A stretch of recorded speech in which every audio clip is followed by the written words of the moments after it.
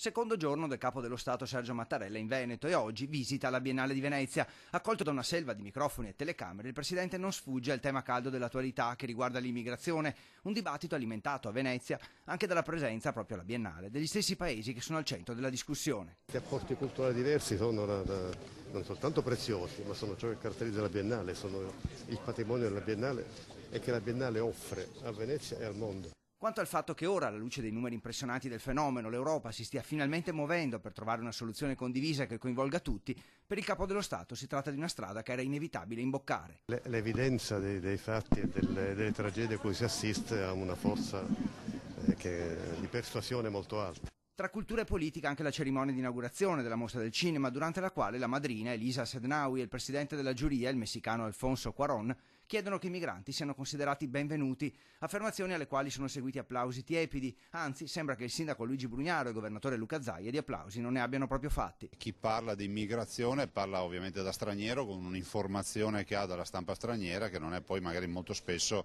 non dà una dimensione della realtà, che è una realtà che ci vede assolutamente ospitali, ma nei confronti di chi ha bisogno, di chi scappa dalla morte e dalla fame e non da migranti economici che non c'entrano nulla con i profughi. Applaudito lei allora ieri? Io ho applaudito il film, ad esempio il film io sono convinto che meriterebbe una candidatura, qualcun altro no. Stamattina alla Biennale il sindaco Luigi Brugnaro ha avuto anche la possibilità di sottoporre al Capo dello Stato le principali questioni che riguardano la città, come si proponeva di fare da tempo. Tra un padiglione e l'altro un colloquio sulla città metropolitana, sulla legge speciale, sulle questioni più importanti sul tappeto, con il Presidente che ha dimostrato grande disponibilità ad ascoltare. Tutti hanno avuto la possibilità di parlare con lui, dal Presidente Zaia al sottoscritto, a Franceschini, è stato da questo punto di vista assolutamente, come dire, molto cortese e aperto a quanti hanno avuto modo di parlare con lui.